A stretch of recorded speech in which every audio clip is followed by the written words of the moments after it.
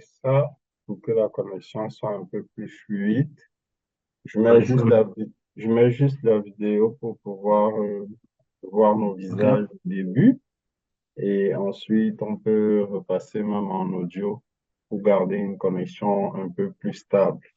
Ça te va? OK. Bon, moi, je pense que j'ai pas de souci de connexion quand même. Hmm, C'est comme tu voudras. Comme tu voudras, ouais, c'est comme tu voudras. parfait. Alors, il a fallu du Voilà, temps, comme, la comme souvent connexion, elle est bonne quand même. publicité. Mais finalement, ça se fait et c'est le plus important. Donc, une fois de plus, je suis très content, carrément même heureux de t'avoir dans le cadre des topos de l'acheteur. On en avait déjà parlé. Les topos de D'accord? l'acheteur, je n'aime pas trop les mots marketing, concept et tout. Disons que c'est un cadre d'échange et de partage entre les acteurs de la fonction achat et ou de la chaîne d'approvisionnement, principalement D'accord. de partage d'expérience, parce que aujourd'hui, les responsables, les directeurs achats, ils ont un impact réel dans la construction d'une communauté achat. Et donc, il était temps et c'était le bon moment de leur donner la parole dans le cadre de ce partage, parce que en même temps, ça va répondre à la question de beaucoup d'autres personnes qui se demandent toujours, c'est quoi le métier d'acheteur? Concrètement, qu'est-ce que l'acheteur y fait? C'est quoi son job? C'est quoi son rôle?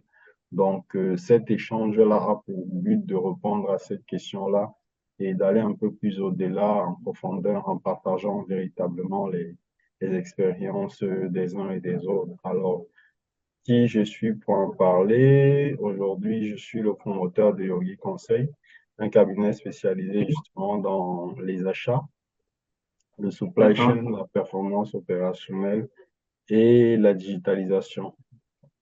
Dans le cadre des projets de digitalisation, on a démarré avec le marketing. Donc aujourd'hui, on va aider les entreprises principalement à réduire leurs coûts et à Ah, augmenter le bénéfice net sans qu'ils aient à se ruiner en utilisant justement les leviers de la digitalisation, du supply chain des achats et en mettant en place des jalons, les bases de la performance. Et l'autre casquette, c'est aujourd'hui le président de l'association des acteurs de la chaîne d'approvisionnement du Cameroun, avec d'autres responsabilités dans le cadre des travaux que tu connais très bien au niveau de la Fédération africaine des achats. Donc, je vais te laisser le soin de te présenter et immédiatement derrière, ce qu'on pourra commencer à partager, c'est ton histoire.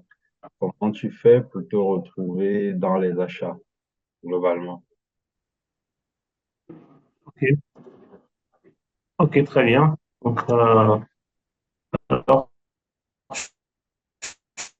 je vais commencer certainement par la première, titulaire d'un executive master en ingénierie des achats et logistique. Et actuellement, je suis le responsable des achats réseau et IT d'une entreprise de télécommunications en Guinée. Parfait.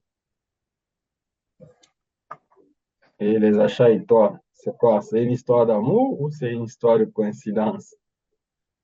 Pas tout à fait, hein. Moi, les achats, c'est, si tu veux, j'ai été, j'ai obtenu mon premier diplôme en 2012, un diplôme en finance. Donc, j'avais si tu veux, pour ambition d'être banquier à la base.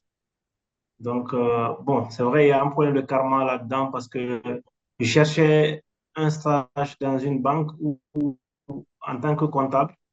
Et finalement, mon premier stage, ça a débouché sur les achats. Et ça, c'était dans la plus grande compagnie de bauxite de Guinée, qui est la CBG. Donc là, j'ai passé 9 mois de stage. Ensuite, j'ai changé de métier. Je suis revenu en qualité d'auditeur et contrôleur de gestion. C'est un domaine dans lequel, d'ailleurs, j'ai un master 2 aussi. Donc, j'y ai fait un an. Donc, finalement, je me disais que j'allais continuer à y faire carrière. Mais avec le karma, je suis encore revenu dans les achats. dans cette société de télécom là où je me trouve en ce moment. Donc, cela m'a poussé finalement à passer un master dans le domaine des achats et de continuer maintenant faire carrière quoi, dans ce méca où j'ai passé euh, 15 mois de ingénieur en logistique achat.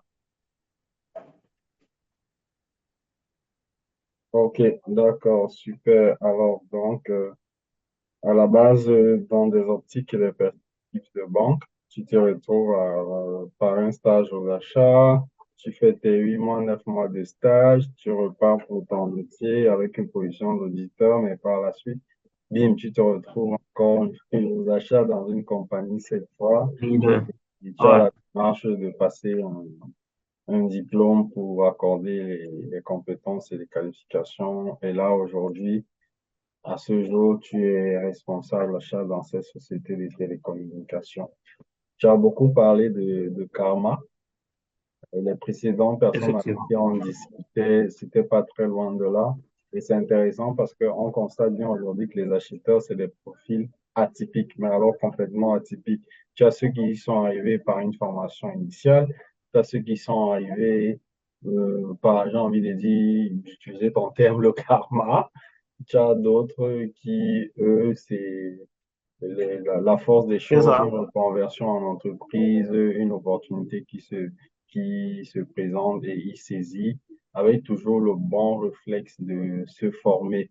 Et du coup, ça nous fait passer à une autre question, vu qu'aujourd'hui, on voit bien quelle est la formation, quel est le concours de circonstances et l'histoire derrière. Et aujourd'hui, à ton poste, quels sont les gros challenges ou alors le gros challenge auquel tu fais face qui représente ta difficulté principale? Bon, tout d'abord, hein, je souhaiterais commencer par ressortir, hein, si tu me permets, l'importance de cette fonction. Les achats, c'est vraiment une fonction qui est devenue une composante même de la rentabilité dans les entreprises. Pour Ouais, moi, bien avant même que je n'embrasse ce métier. Alors, euh, comme je l'ai dit au début, je pensais, en fait, je voulais être banquier ou être comptable parce que je me disais, voilà, en fait, c'est les matières que j'avais le plus vues à l'université, donc j'étais plus apte à les faire que peut-être d'embrasser un nouveau métier. Alors, avec les achats, ce que j'ai beaucoup aimé, c'est que c'est une fonction aujourd'hui qui est au cœur de la stratégie des entreprises. vraiment.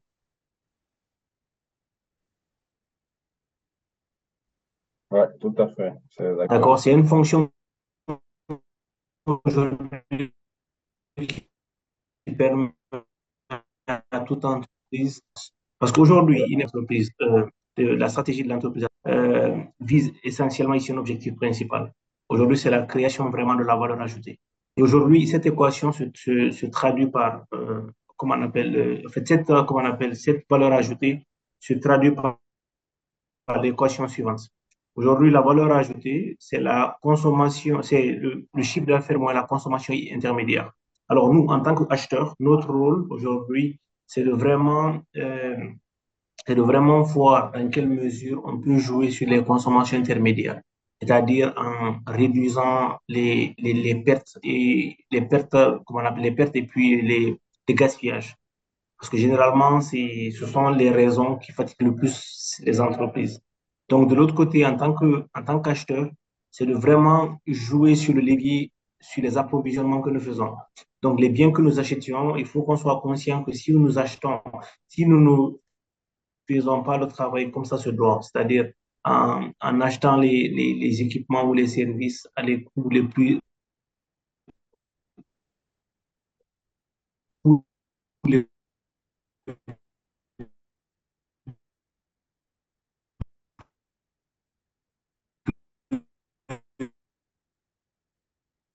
raisonnables, il y a des délais, on expose à rétrécir plus en arrière. Les objectifs, il y a ces différents éléments. Donc aujourd'hui, surtout en réduisant au fait, on appelle les matières premières, généralement dans les entreprises, vous pouvez vous retrouver dans un bureau ou un exemple simple, où il y a par exemple une machine multifonction qui peut faire ça, mais il y a un collègue qui se lève tout de suite, qui te dit, bon, moi, j'ai besoin que tu m'achètes une imprimante. Il faudra voir vraiment la pertinence avant de vraiment le faire. Vraiment le ramener à la machine multifonction qui peut nous aider tous. Pourquoi ne pas imprimer là-bas? Surtout que la probabilité que nous imprimions tous au même moment est très faible, quoi. Donc, ce sont ces différents éléments qu'il faudra aussi voir et ne pas vraiment perdre. Donc, de l'autre côté aussi, toujours par rapport, comment on appelle aux principales activités ou tâches que vous demandiez.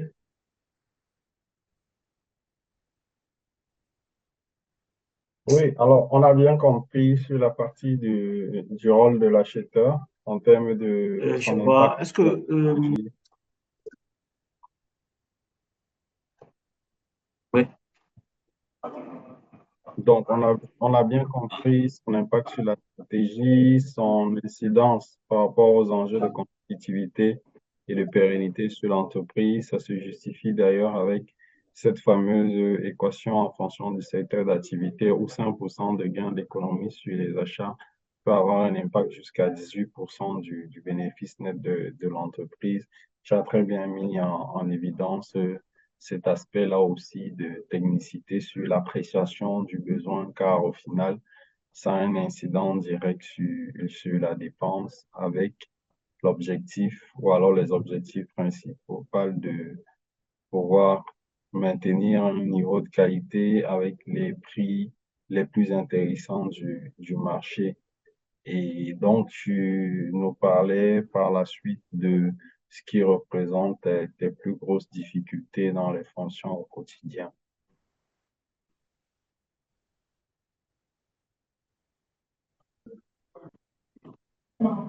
tu peux revenir là-dessus, Gilles, s'il te plaît. Il y a un peu de bruit autour de moi, là.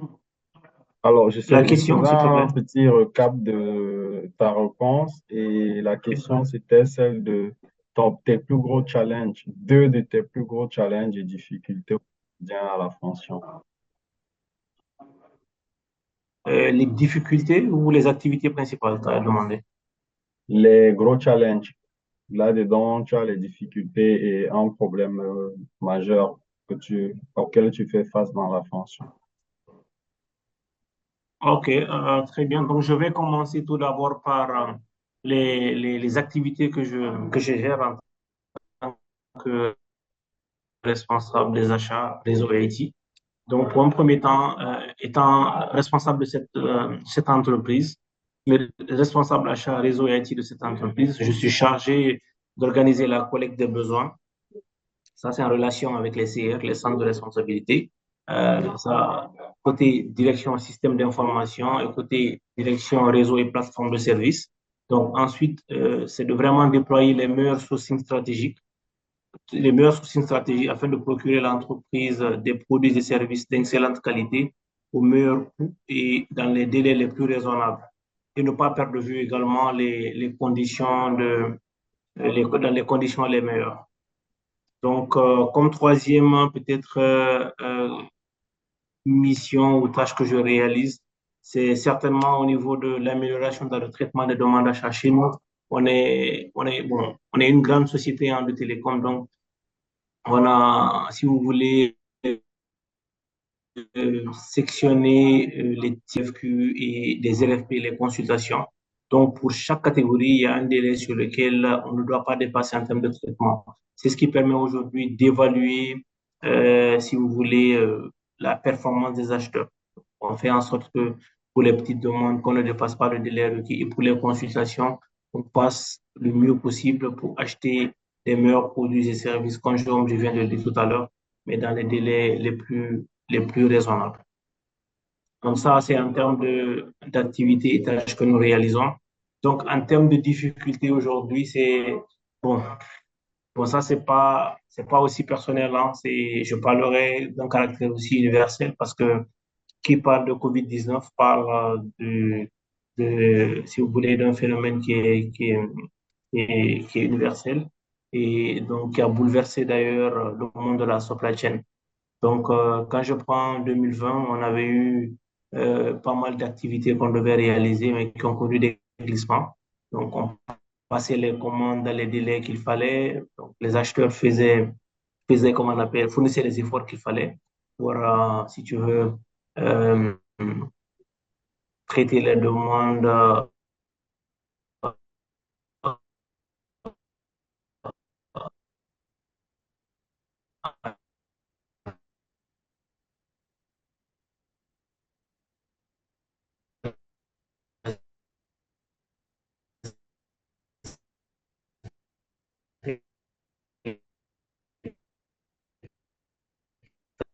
dans toutes les procédures.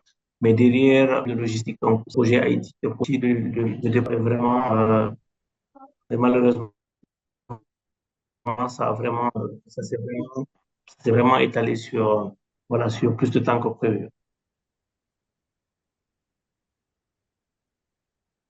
Alors, Thierno, on s'est perdu pendant quelques minutes là.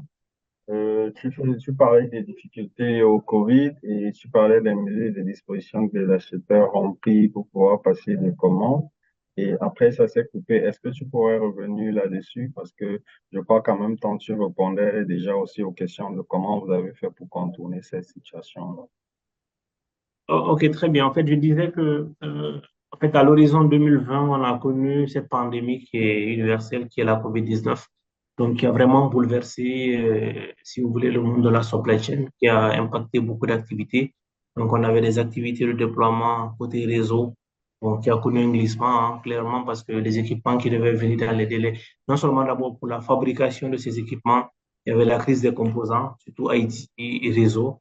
Donc, Mhm. les équipements qu'on a l'habitude d'avoir en 3 semaines, 2 semaines, sont étalés à 6 mois, 9 mois. Donc, c'est ce que j'ai voulu un peu ressortir dans mon exposé de tout à l'heure. OK, donc on comprend bien qu'il y avait de réelles difficultés au niveau des livrables et la performance, elle était à ce moment plus évidente sur la base des délais, vu que les acheteurs ont des délais de traitement. Ça donne lieu. Est-ce que côté, aujourd'hui, les acheteurs, ils sont évalués. Chez vous, est-ce que côté fournisseur, vous les évaluez aussi? Oui, absolument. Chez nous, les acheteurs sont évalués de façon semestrielle. On a des objectifs de la direction générale que nous recevons en tant que manager, que nous partageons à nos équipes. Voilà ce qui est attendu de nous. Donc, le chantier, il est à nous tous. Il faut qu'on fasse le mieux pour pouvoir les atteindre. Donc, et en même temps, nous discutions des moyens et voies à mettre en place pour les atteindre.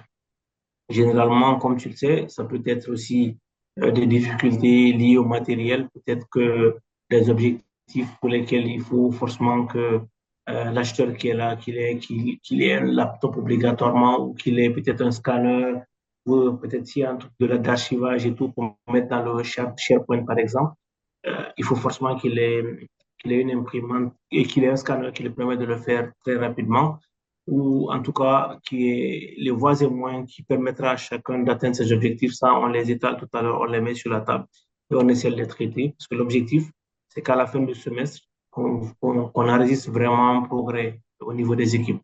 Donc, au niveau des fournisseurs aussi, c'est la même chose qu'on fait. Les fournisseurs sont évalués de façon semestrielle et annuelle. Et à l'issue de ces évaluations, parfois il y a des fournisseurs, ceux qui ne fournissent pas d'efforts malgré les points d'amélioration qu'on leur remonte. Ça, on sent que c'est des fournisseurs. Parfois, on reçoit même des fournisseurs qui sont à l'informel. On arrive vraiment comment on appelle, à performer, c'est-à-dire les apprenants, tout ce qu'il faut faire côté administratif.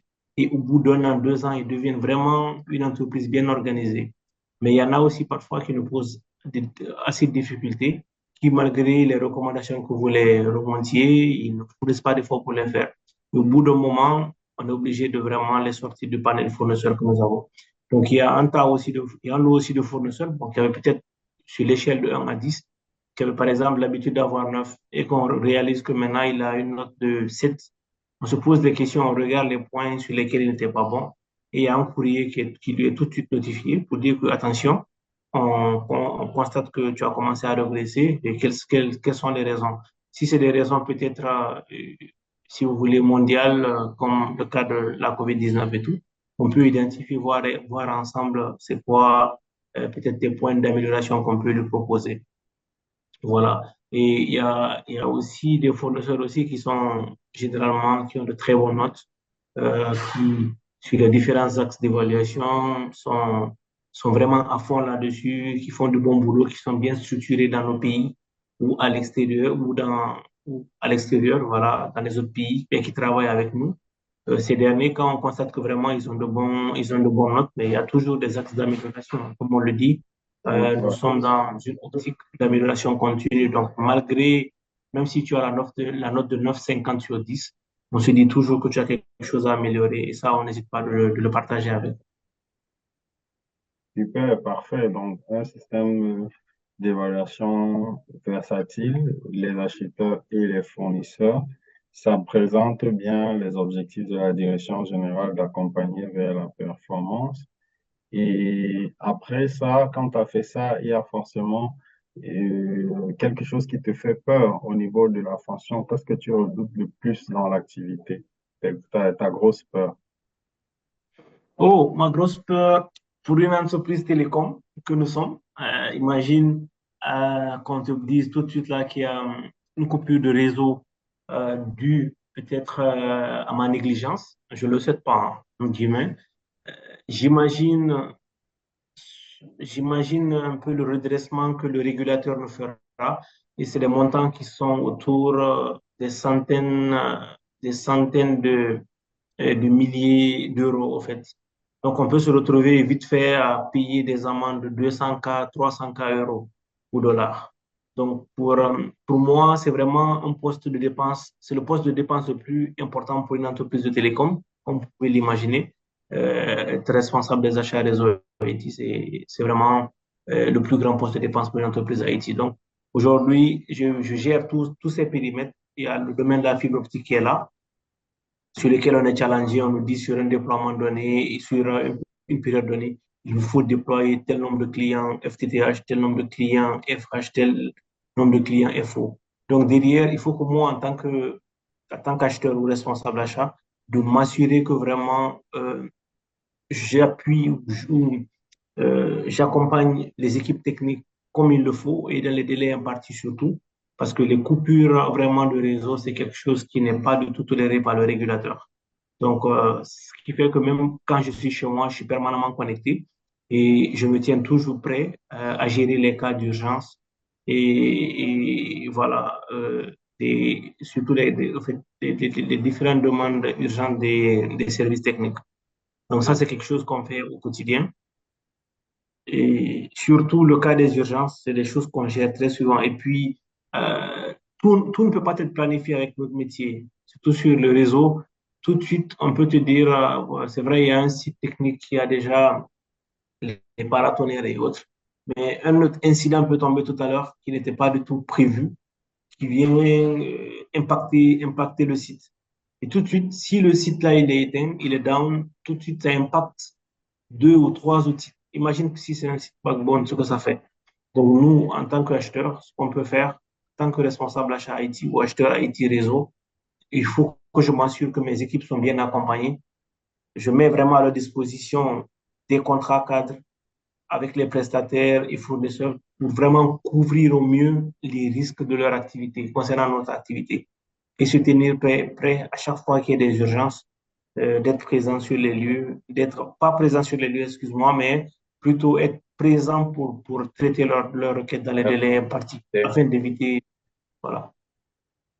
Ouais, parfait. Il y a ce souci de continuité de service et de pouvoir maintenir une équipe qui assure le support, le suivi et qui se tient prêt pour intervention en cas de souci. Et donc, ça met en évidence le travail de veille de l'acheteur qui ne reste plus juste un mec qui fait des fournitures, qui passe des contrats, mais qui veille qui veille à l'opérationnalité parce qu'il joue son rôle de support et il peut intervenir en cas d'urgence.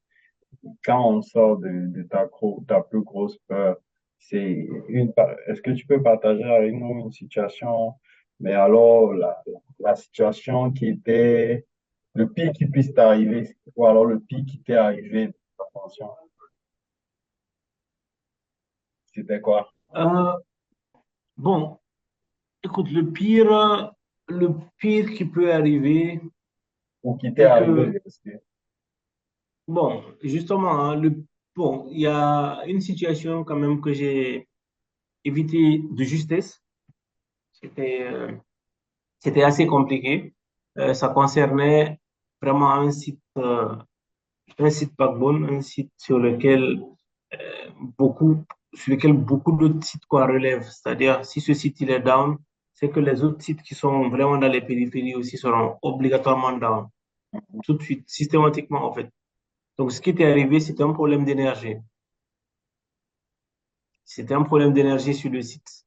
Et que derrière, j'avais reçu le mail et ça m'a complètement échappé. J'étais là sur d'autres projets aussi qui étaient assez urgents. Donc, j'étais là concentré là-dessus. Je faisais des points sur Teams et tout pour pouvoir trouver la solution. Entre-temps, le mail là, je l'ai reçu, je l'ai ouvert tout de suite sans m'en rendre compte quoi, par inadvertance. Après une semaine, 2 semaines, le technicien m'avait remonté que, attention, parfois il y a des coupures brusques du GE. Et généralement, en fait, l'atelier d'énergie qui était là-bas ne supportait pas toute cette charge. Donc, il fallait tout de suite qu'on trouve un moyen de remplacer le GE, parce que le GE est toujours là pour nous garantir au moins le minimum de services, même s'il y a les autres services, c'est-à-dire l'électricité de Guinée qui travaille qui couvre aussi le site. Et parfois, il peut y avoir des coupures. Et quand il y a des coupures, il faut qu'on ait quand même de l'énergie secondaire qui nous permet de tout de suite prendre la relève. Donc, entre-temps, moi, j'ai esquivé le mail. Bon, j'ai raté le mail. Je suis resté là. Et 2 semaines, 3 semaines après, le monsieur me relance. Il me dit, mais écoute, c'est chaud, hein? Ça fait 2, 3 coupures et tout. Et c'est compliqué parfois de tenir. Il dit, heureusement qu'il y avait toujours l'électricité de Guinée qui tournait. Il dit, sans cela, on est obligé vraiment, le site allait être down. Donc, la quatrième semaine qui a suivi, j'étais là, la tête dans le guidon pour trouver la solution. Le premier fournisseur qui m'avait envoyé, on a le contrat avec deux fournisseurs. Le premier, lui, malheureusement, n'avait pas du tout de stock. Donc, l'autre aussi, il en avait, mais il y avait déjà une autre entreprise qui était prête à prendre ce stock. Donc, j'étais là, je te dis pas les tracasseries que j'ai fait pour le convaincre vraiment à l'orienter vers nous, pour nous aider à éviter le pire qui allait arriver. Parce que déjà, les coupures ne faisaient que se multiplier. De jour en jour, on enregistrait des coupures. Et si cela arrivait et que l'électricité de Guinée n'était pas disponible, alors là, j'allais me retrouver à me justifier ou à me justifier sur quelque chose sur lequel je pourrais même pas me défendre. Voilà. Ok, on entend bien, GE, c'est bien un groupe électrogène. Effectivement, oui. Ok, super, super. Ça ressemble à une situation qu'on a vécue aussi sur un site quand lorsqu'on était à New-West. Et c'est parfait. Et là, tout de suite, on va arriver à la fin bientôt. Si tu avais 2 conseils ou 3 conseils à donner à des aspirants à la fonction ou à des personnes qui ont un quelconque centre d'intérêt pour la fonction, qu'est-ce que tu leur dirais? Bon, aujourd'hui, je suis aussi à la tête de la communauté guinéenne des acheteurs, dont toi, tu connais bien. Alors, ce que je pourrais dire à la nouvelle génération, en tout cas à toutes les personnes qui veulent qui sont peut-être, qui veulent choisir un métier ou qui sont peut-être dans l'embarras ou même qui ont déjà choisi, je leur dirais sans risque de me tromper de choisir la fonction achat. C'est une fonction aujourd'hui qui est vraiment au cœur de la stratégie des entreprises. Vous savez, avant, c'était une fonction qui était très, si vous voulez, qui était, qui était dans les oubliettes, qui était rattachée même à la direction financière parfois. Vous voyez, donc Ouais, aujourd'hui, elle est vraiment au cœur de la stratégie et permet aux entreprises d'améliorer leur performance à travers les efforts que nous faisons nous en tant qu'acheteurs. Aujourd'hui, le premier effort que nous faisons d'abord, je parlerai des savings. Il ne faudrait pas les perdre de vue. Aujourd'hui, 5% de gains qu'on peut faire sur les postes de dépenses permettent d'améliorer le résultat de l'entreprise à hauteur de 25, jusqu'à hauteur de 25%. Ça, c'est prouvé, les chiffres sont là, c'est prouvé, il y a aucun doute à se faire à ce niveau. Ça, c'est la première chose que je peux dire. Secondo, je dirais que cette fonction, aujourd'hui, elle permet aux entreprises de vendre, de vendre les produits ou les services au meilleur coût. Au meilleur coût, c'est-à-dire à travers l'acheteur que nous avons dans les entreprises. S'ils font les négociations comme ça se doit, s'ils ont de bonnes stratégies achats qui sont mises en place, si ces acheteurs ont vraiment de très bonnes procédures achats qui sont bien huilées, ok, et qui sont vraiment, ou sur lesquels il y a vraiment de bons dispositifs de contrôle là-dessus, ils peuvent aujourd'hui améliorer les marges nettement supérieures à ce que l'entreprise même peut se fixer comme objectif d'amélioration. Parce que tout de suite, si l'entreprise là n'avait pas une structure achat et achetait les matériels peut-être bon, ils achètent des matériels à des prix très élevés et qu'on a de très bons acheteurs bien structurés, on se retrouvera à des moments à acheter vraiment des équipements à, avec des savings assez importants, ce qui permettra vraiment à cette entreprise de vendre au meilleur coût. Parce qu'il n'est pas sans savoir que un vendeur aussi qui est là, il ne faut pas seulement voir le prix auquel il vend, mais il faut aussi s'assurer le prix auquel il achète. S'il achète au meilleur coût, il achète sa marge. Certainement, cette entreprise sera plus compétitive qu'une autre qui n'a pas une structure achat à son sein. Donc, par conséquent, l'entreprise qui a de très bons acheteurs sera toujours compétitive. Nous, aujourd'hui, c'est le cas en Guinée. C'est connu. L'entreprise pour laquelle je travaille, là, en fait, c'est tellement bien huilé. Et puis, même quand on discute avec les acheteurs des autres entreprises, on sent vraiment cette différence côté rigueur qui existe. Surtout, ne pas aussi perdre de vue, hein, parce qu'on dit quand tu es acheteur, tu es quelqu'un qui a tous les moyens qu'il faut. Non, je suis pas d'accord. Un acheteur qui n'a pas le caractère d'éthique et déontologie ne peut pas du tout être acheteur. Parce que forcément, c'est quelqu'un qui va s'exposer à la corruption, aux histoires de conflits d'intérêts, et puis voilà, par conséquent, qui mettra même son entreprise dans des difficultés, et même jusqu'à sa fermeture. Parce que imaginez un acheteur qui est corrompu, en fait, il sera là à vraiment, comment on appelle, il sera là pour ses intérêts personnels avec l'entreprise fournisseur avec laquelle il travaille plutôt que d'aider l'entreprise pour laquelle elle travaille, d'améliorer ses chiffres. Par conséquent, au moins pour que toute l'entreprise, pour que tous les employés de l'entreprise y tirent bénéfice. Mais lui, il pensera plutôt à sa propre personne et pourra même envoyer l'entreprise pour laquelle elle travaille en faillite. Donc, l'aspect éthique, ça, je tiens beaucoup à ça. Donc, c'est quelque chose quelque chose sur laquelle il ne faudra pas de tout perdre. Super, l'aspect éthique qui s'évolue pour passer à un niveau de rachat responsable en intégrant les nouvelles exigences et même de l'environnement qui vont faire en sorte qu'on va passer vraiment de l'éthique à quelque chose d'éco-responsable, si on peut utiliser le terme. Et tu parlais de l'association des acheteurs de Guinée, en même temps que vos activités et après tes projets pour la suite. Oui. Ce serait quel projet pour la suite et les activités Bon, à faire? de l'association aujourd'hui, on est beaucoup plus focus sur les formations. Et les formations en fait, des jeunes, généralement, bon, généralement, il y a des jeunes d'abord, il y a une première catégorie qui est là, qui sont dans l'embarras de choix. On veut même d'ailleurs viser les périodes comment on appelle, d'orientation des bacheliers. Ça permettra vraiment d'accroître le niveau, en fait, le nombre d'acheteurs dans notre pays et surtout de s'assurer que c'est des acheteurs qui ont le profil qu'il faut. Parce que, en fait, aujourd'hui, être acheteur n'est pas forcément quelque chose sur lequel tu te réveilles tout de suite. Tu dis, bon, à partir d'aujourd'hui, c'est ce que je voudrais être. Il y a quand même des valeurs, des qualités sur lesquelles il faudrait aussi s'appesantir. Même si, dans la pratique, on peut embrasser ce métier, apprendre mieux comment ça se fait.